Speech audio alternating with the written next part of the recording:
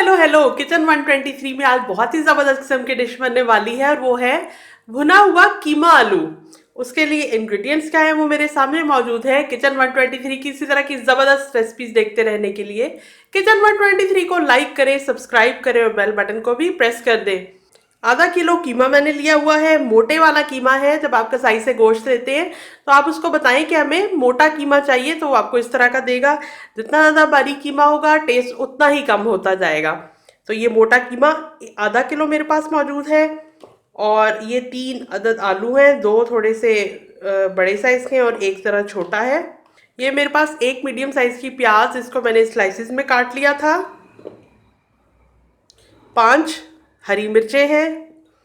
1 inch का ये अदरक का टुकड़ा है जिसको मैं मोटा मोटा काटूंगी। इसको भी मैंने साबुत इसीलिए रखा हुआ है ताकि आपको दिखा सकूं कि मोटा मोटा हमें चाहिए, हमने इसका पेस्ट नहीं बनाना। आधा कप ये दही है फेंटा हुआ और 3 बड़े साइज के टमाटर हैं।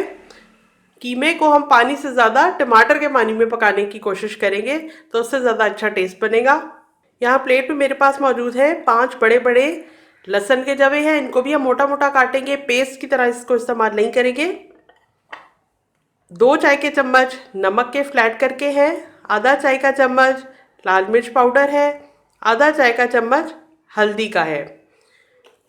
और यहाँ पर मौजूद है मेरे पास आधा कप कुकिंग ऑयल। और ये है आधा चाय का चम्मच गरम मसाला पाउडर और आधा चाय का चम्मच काली मिर्च का पाउडर। और ये रहे साबुत मसाले। तो इसमें 1 चाय का चम्मच कुटी लाल मिर्च है, 1 चाय का चम्मच ज़ीरा है और 1 चाय का चम्मच साबुत धनिया है। और यहाँ प्याले में मेरे पास भीगा हुआ हरा धनिया है, फ्रेश है। ये देखिए पानी मैंने इसको भिगोया हुआ है, अच्छी तरह धोना इसको ज़रूरी है। मिट्टी बहुत होती है हरा धनिया में, वो नीचे बैठ जाती है। इस तरह से साफ़ हो जाएगा। 1 कप के करीब तकरीबन हमें चाहिए। तो चलें कुकिंग करना स्टार्ट करते हैं। सबसे पहले फ्राई पैन के अंदर ज़ीरा और साबुत धनिया डाल के इसको मैं ड्राई रोस्ट करूँगी।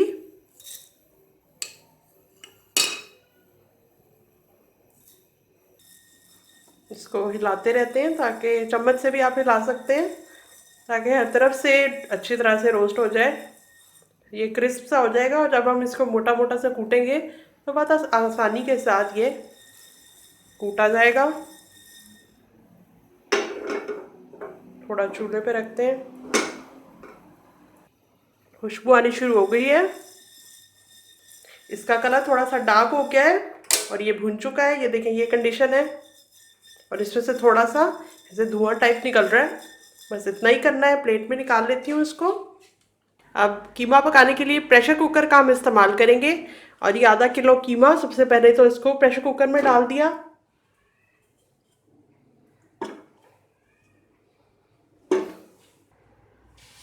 एक कप पानी,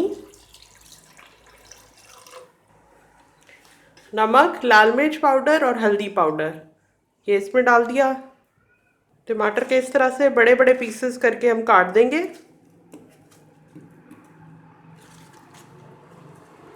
टमाटर का इस्तेमाल इसमें काफ़ी ज़्यादा है ताकि टमाटर के पानी के अंदर ही कीमा पके।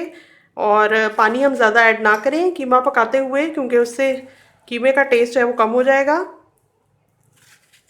तो ऐसे बड़े बड़े पीसेस मैं काट रही हूँ।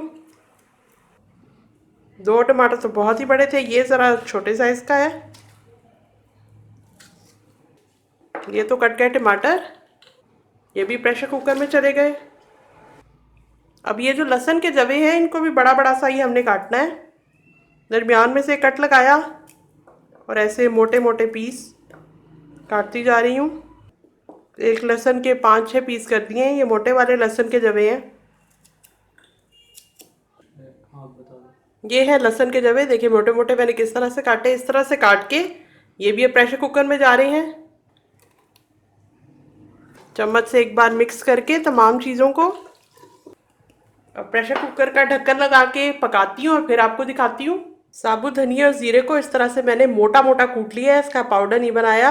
अभी भी इसमें थोड़ा सा ऐसे इसका जो छिलका सा है वो बाकी है। ये जो हरी मिर्च है इसका मैंने इस तरह से कूट के पेस्ट नहीं किया, इसको भी रहने दिया है, इस तरह से किया है। अदरक को भी अभी मैं इसी तरह से मोटा मोटा सा काट लेती हूँ आलू के छिलके उतार लिए हैं। आधा कप कुकिंग ऑयल इसके अंदर डाल रही हूँ। प्रेशर कुकर को मैं बंद कर चुकी हूँ, उसको मैंने साइड पर रखा है प्रेशर डाउन करने के लिए। अदरक को भी थोड़ा सा काट लेते हैं। प्याज चला गया, इसको हमने ज़्यादा ब्राउन नहीं करना, बस हल्का सा इसका कच्चापन दूर होगा तो इसके अंदर वो जो हमारा गला हुआ कीमा है वो हम इसमें ऐड कर देंगे।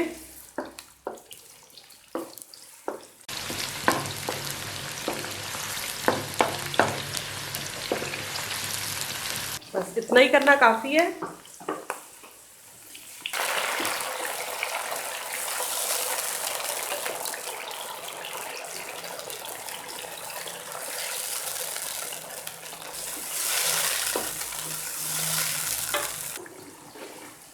कीमे को प्रेशर कुकर में मैंने 12-13 मिनट के लिए प्रेशर कुक किया और ये देखें कई कीमे की ये कंडीशन है। ये बिल्कुल उस तरह से नहीं हुआ कि गायब भी हो गया हो पानी के अंदर।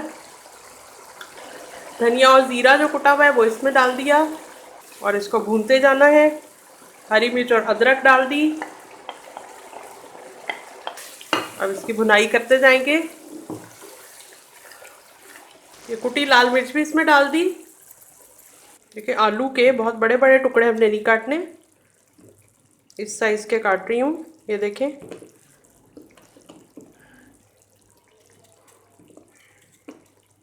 हाई फ्लेम पे इसकी भुनाई मैंने की है।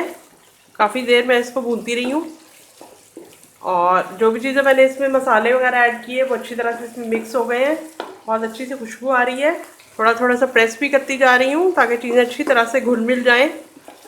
आंच को मैंने हल्का कर दिया है और अब इसके अंदर ये मैं आधा कप दही डाल रही हूँ।